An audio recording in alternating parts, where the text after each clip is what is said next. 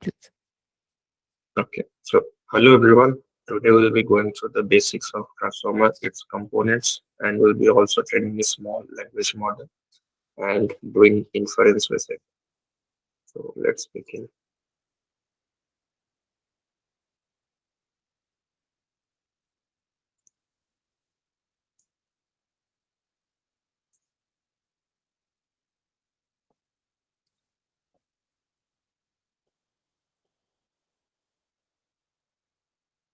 So as evident from the title, okay, for those who do not know Odia, this just means story. So the title is pre-training a tiny story LLM with Odia dataset.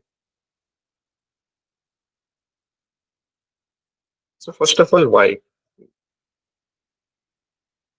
So LLMs currently they're being used everywhere. So I believe that is quite obvious why we need to understand the components and what exactly it is. Okay, and now the content of this presentation. First, we'll be going to the basics of LLMs, then tokenizations, then transformations, the transformations, attention mechanism, and feed forward network. Why all of these subcomponents are necessary. Then we'll be doing a training part. And okay, this is not required prerequisites. Okay. So this is the first chapter, basics of language model. Okay, so here I might be interchanging language model and LLMs. So LLMs is simply large language model, but since LLMs, the word LLM is used so often, so I might use it instead of just LLM. LLM means language models. So just a note. So why LLMs? So currently LLMs are being used everywhere, from Gemini to DeepSeek to OpenAI. Everywhere LLMs are being used in all aspects of life, and there is a huge market, almost multi-billion-dollar market, which might even cross the trillion mark very soon. Who knows? So they are being used in various sectors. For example, sentiment analysis, machine translation, parts of speech tagging. And then, okay, earlier the situation was like that. All of these tasks were being performed by separate models. Now, all of these tasks can be performed in single models as well. You just need to provide the instruction prompt. So, what is the mode? The mode is the scalability and the parallelization.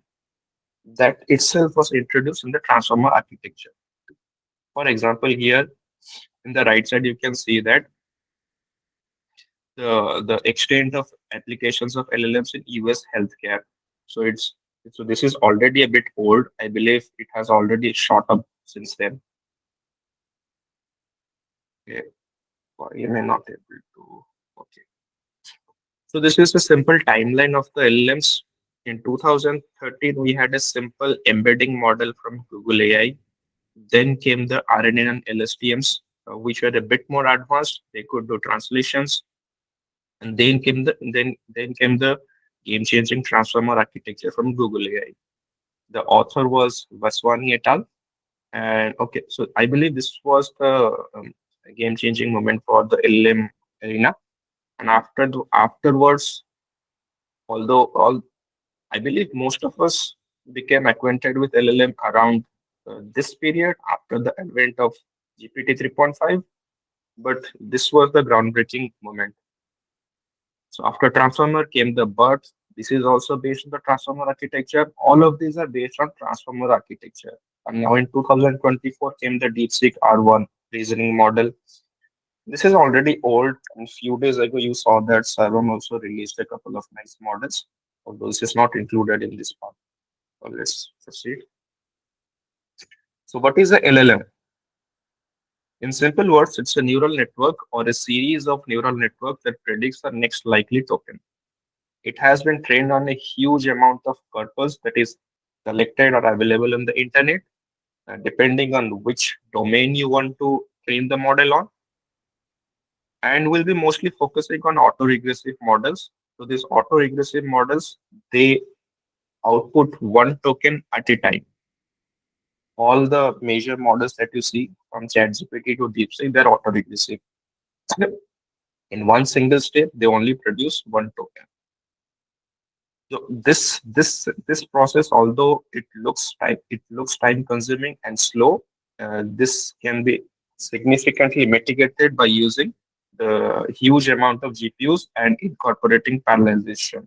This is exactly the reason why the transformer architecture it took off. For example, if your input prompt is once upon, in a single pass, the next token is generated, that is A. This is appended to the input. It goes again as the input, then the next token generated is time. And this goes on until a stop token is generated somewhere down the line. Next. So as you know, machines do not understand anything apart from numbers. So whatever prompt we have that is based on words that needs to be converted into numbers. That process is known as tokenization. Not exactly tokenization. That is known as embedding, but this tokenization is a prerequisite to the embedding part. So there are various levels of tokenization. So let's go through one by one.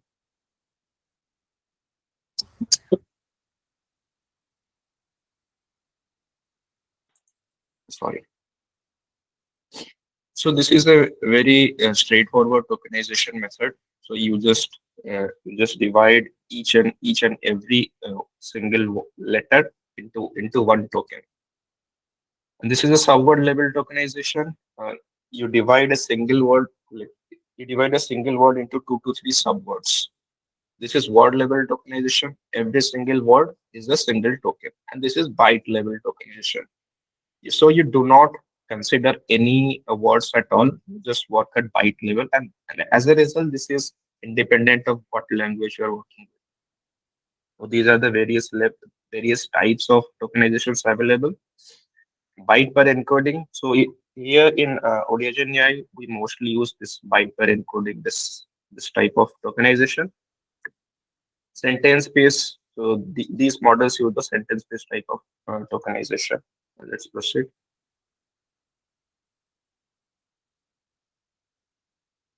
Okay. So for example, this is an input prompt. This is an example.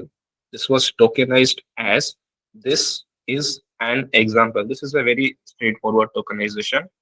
And these numbers are now converted into token IDs. Now these token IDs will be converted into embeddings. And this process itself is known as can I convert it into laser? Just a minute.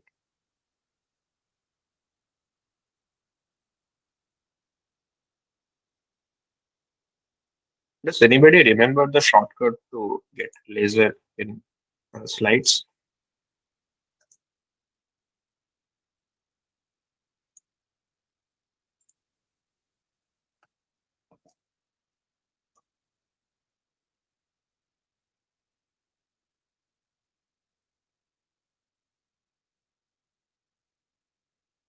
L-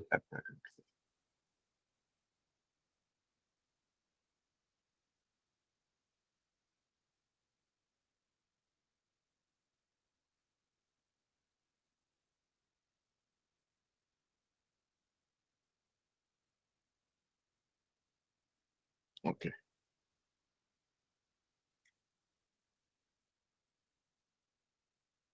Okay. So once the words have been converted into embeddings, this can be fed into the model for that single token level process where each single step produces a single token.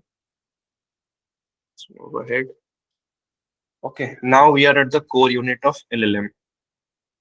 As stated earlier, this transformer architecture was popularized by Vaswani et al. In 2017. So the core components of transformers are these three: multi-head self-attention, feed-forward neural network, residual connections, and layer normalization. Layer normalization. The picture, right? Okay. So all these core components, they perform different tasks. For example, this multi-head self-attention, or just consider it as attention layer. It helps in bringing it helps in relating each word with all the other words in a single sentence or in a given input. So it's like a matrix. It is matrix operation, and this is the feed forward neural network. So this operation in itself, it's a linear process. Although it contains a softmax layer, but it's mostly linear process. And as we know, linear operations they cannot perform that much complex operations. For example, in if you want to process an image, you would need a convolutional neural network, and that includes neural networks, which is nonlinear. So to capture complex patterns, you do need nonlinear operations, and this is exactly the purpose of this layer. The purpose of this residual connections or layer normalizations, they are important. So they mostly help in stabilizing the operations so that we do not have vanishing gradients, but will not be focusing on these layers. Now, in this image, you can see that uh, the multi-head self-attention, it contains these components. Q, K, V. We'll be studying this in detail later. Mostly these are matrix operations, and after we have a softmax layer and this residual connections as well. So this residual connections or layer normalization, they happen after after this multi-head self-attention layer and also after this fast-forward network layer. Okay, so this is in terms of mathematics. Here you can see that if H1 is the input, first if H1 is the input, first you do an attention mechanism on H1, then you add the residual to the result, then you do a layer normalization operation to the all of it, the entirety of it. This goes on until you have the output as the input of the next layer. This goes on until the last layer. Okay, now let's focus on the attention mechanism. So here, sorry, the goal is that every single token should be able to relate to all other tokens, even to itself in a given prompt. For example, if you have a sentence like, this is a cat, it moves on four legs. For example, so here, the word it refers to the cat. But we know that because we are trained since childhood to do that. But for the machine to understand that, we need some clever operations. So that is exactly the function of this attention mechanism. So let's say you have two words, word one and word two. You want to process it under this attention mechanism. First, I'll give an analogy. For example, let's say you go into a library and you want to look for books which are related to economics. So that is exactly your prompt. So you go to so sorry. So you go to some person who has uh, a database search under his control. So you ask him provide him books about economics. So what he will do is he will match your query with so your query is now translated into this weight Q matrix with the keys. So the keys will contain the summaries of all the books in the library. So, so your economics query will be matched with the summaries of all the books, and once that is done, the results will be given to you as books. Okay, okay. So here it is.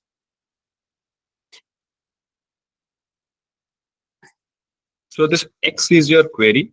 You multiply. So this WQ, WK, WV. These three are fixed. So they are fixed and frozen after the training period.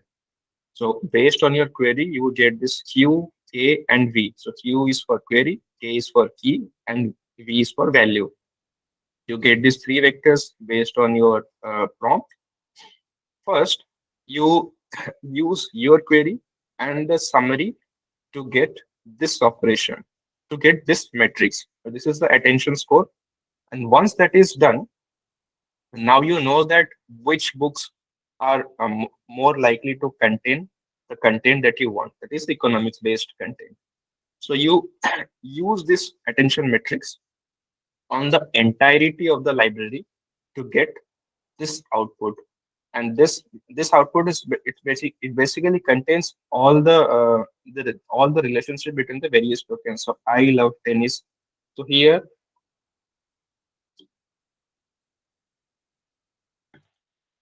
all the input tokens should be linked to all other tokens in the same input sentence. Basically, it's a heat map. Uh, I hope that you know what heat map means. For example, point 0.7 point 0.7 means a high level of correlation, and the same for point 0.8, 0.75 as well. 0.05 means that whatever is here and whatever is here, they are not that much correlated. That is the gist of it.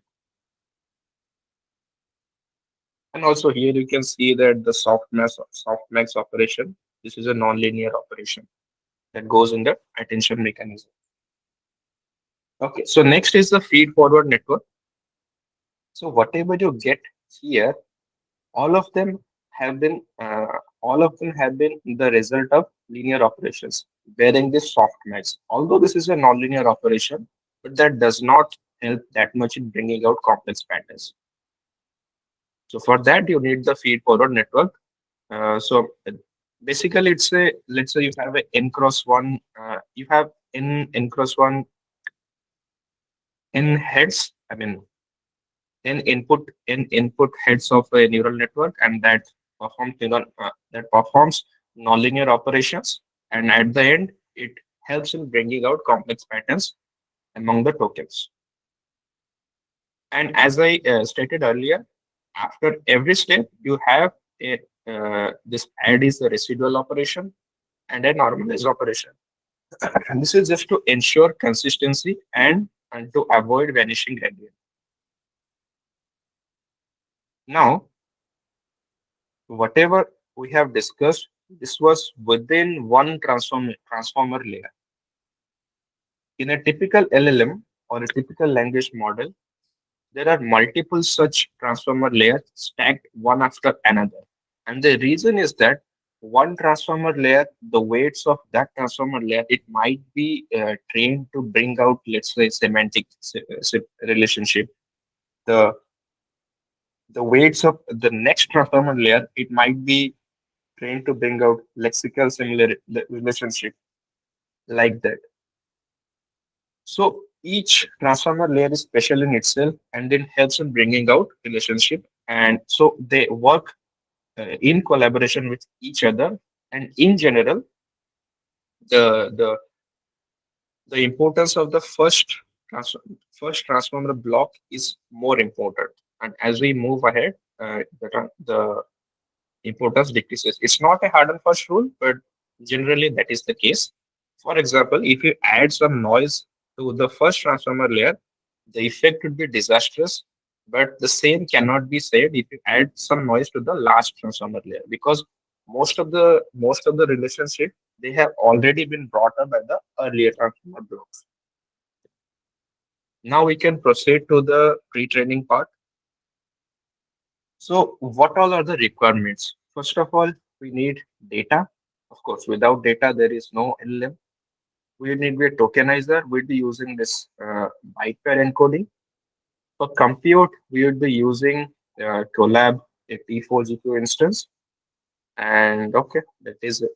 Let's move ahead. This is an already pre-built notebook. You can go ahead. It's right here.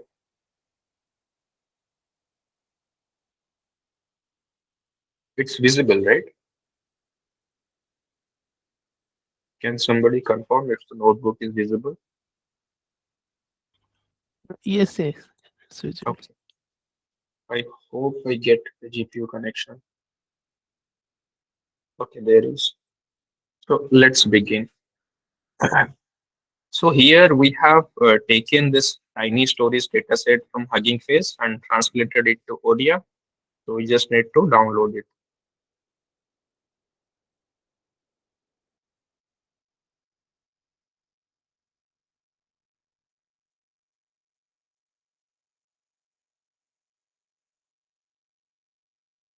So in Hugging Face, this actual dataset it contains around 2 million rows, but for practical purposes, we have taken only 30K rows. So this is how the single row of that dataset looks like. You have the English sentence, you have the corresponding Odia sentence.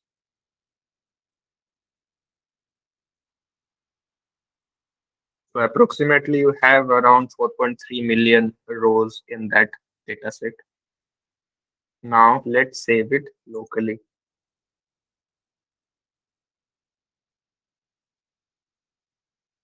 So since we'll be training only on the Odia dataset, we'll be only considering the Odia part of this dataset. So okay. So before the transfer, before you proceed with the LLM training, you would actually need to convert the word into token. And for that, you need tokenizer. We need to train the tokenizer as well. So you can bring it off the shelf from Hugging Face, that's fine. But for the sake of it, we'll be training it. So here we are, okay, here, okay, model start DP. Here we are using byte pair tokenization. So the fundamental of this tokenization algorithm is that you give it a corpus of text, you ask it to uh, convert it into, let's say, 10K tokenization. So it is not dependent on any language or anything. It will recursively divide your corpus until it can be accommodated using whatever 10K or 20K words that you have provided as input. So let's provide, and also here you are providing three special tokens: end of text, start, and end. This is fairly simple. So let's just proceed.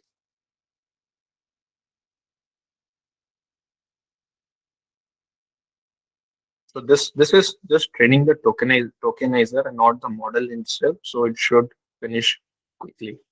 Even the model, it will take at max 5 to 10 minutes. That's all. Meanwhile, let's discuss the parameters. Okay. So the model will at max take 32,768 tokens. That is it. That is the only relevant parameter that I could find here.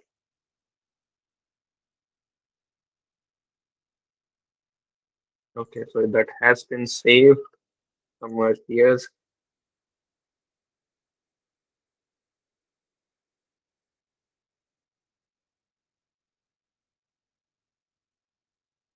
Okay, where is it actually saved? Tokenizer DI. Okay, it's saved inside this data set. Why is it not loading though? Anyway, okay, let's proceed.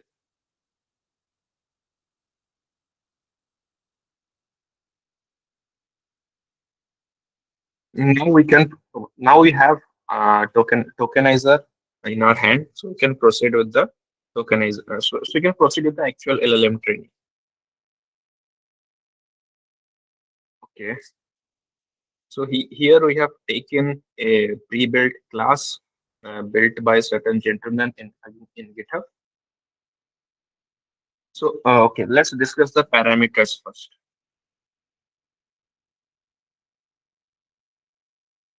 As discussed earlier, so the context window of the model would be 32,768.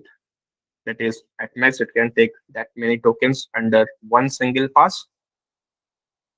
In a single transformer layer, we have discussed the attention mechanism. So in a single transformer block, there are often, I mean, almost always multiple attention heads. I haven't discussed that why, uh, but anyway, in a single transformer layer, we have multiple transformer blocks, and here we have eight such blocks, and we have eight such layers of transformers. Now let's move. Okay, so for the nonlinear part, as an activation function, we are using a CLU function, and hidden size is 500. That is, every single token is represented by 512 numbers, a matrix whose size is 512 cross 1. These parts we are not using, so we won't be focusing on them. Now let's proceed.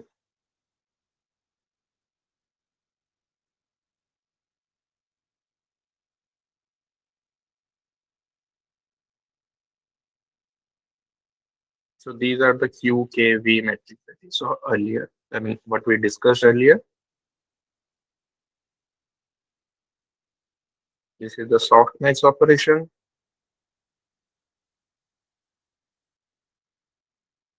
This is the actual transformer equation in operation.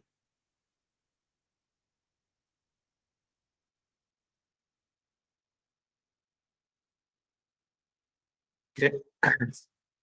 This is the single block of the transformer layer, and this is the actual model, the entirety of the model. So we just have to initialize it,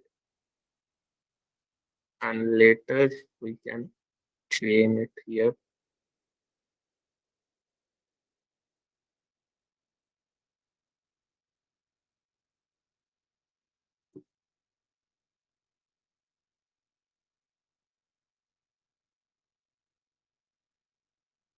Okay, so here we are defining the training parameters.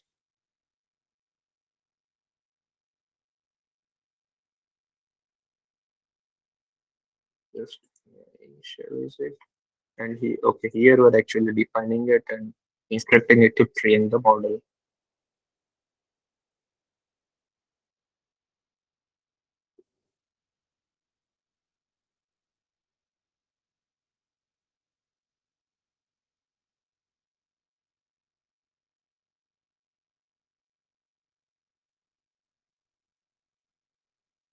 There is some error.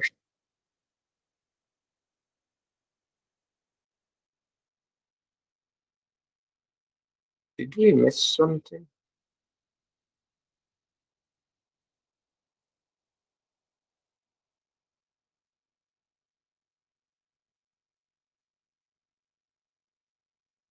No, we didn't.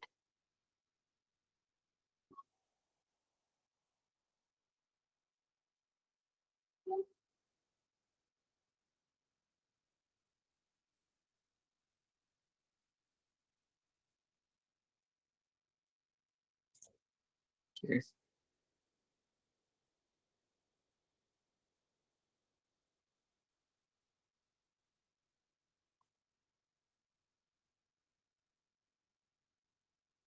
Okay.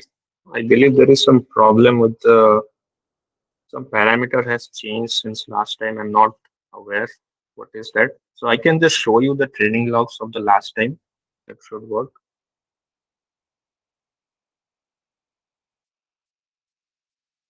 So this is weights and biases interface dashboard.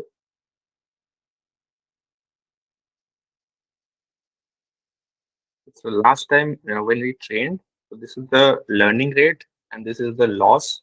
We trained it for 2 epochs.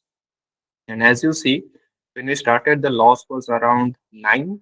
And as the training proceeded, it gradually moved to less than around how much is it? 1.6. So that was the case consistently with 3 training runs. But something just happened right now. I'm not aware. I'm really sorry for that. So this is basically what will happen. And once 2 epochs are completed, we'll be saving the best checkpoint in Hugging Face. What we can do is We already saw the training logs here. We can even expand it. Now we can take the model which is already there in Hugging Face and we can do inference with it instead. Okay, here is the inference part. I don't think this will work because it takes, yes, it takes a local model. Okay, so basically this is the output. The input was that once upon a time, and the output is that the output is that once upon a time there was a little boy named Lily, although what is this, I'm not sure. So those of you who know Odia, they would be able to read it, and this is around 90% coherent. It is not fair to expect this to be of very good quality because we are training around 20 million 20 million parameter model with just 4 million tokens, and that shouldn't be the case. We should use a larger corpus, but this is just for the demonstration purpose. So as you can see, this is mostly coherent. There are a couple of words which do not make sense, but apart from that, it's good. Here we can see the internal architecture of the model. So there are 8 transformer layers. After every such layer, we have a multi-level perceptron. That is the fast forward network layer to introduce non-linearity. And you have, okay, this is to introduce, sorry for that. I think it's okay. So these are for positional encodings. And finally, here you have the final layer, after which the logits are converted into actual tokens. So as we have said it in the input parameter, we should have 8 transformer layers. We have 8 transformer layers. And here it means embedding, it means that the vocab size is 6400 and the embedding size is embedding dimension is 512. That is, in total, whatever Odia text you provide it to, it can only try to reconstruct it using this 6400 words, and each such word or token would be represented by 512 numbers. So that is it. Okay, so we can actually do it using here. I had saved it in my local Hugging Face. So let's do inference with it.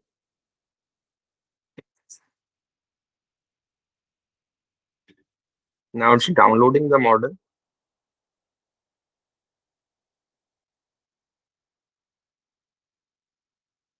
Okay, prompt data is missing.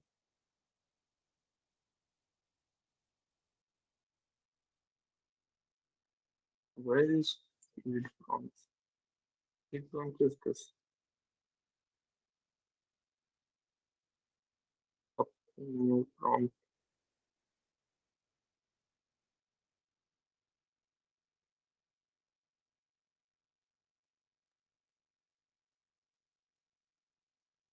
Not sure. So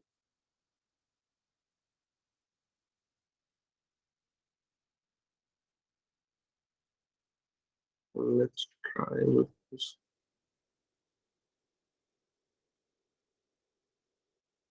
Okay, so there is some technical problem. I shouldn't have used this streaming part.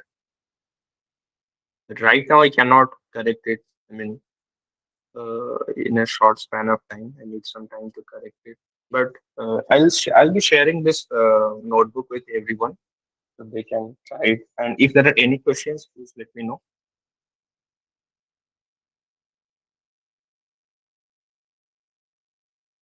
So that was the end of it. I mean, I don't have anything more in the slides or in the notebook either.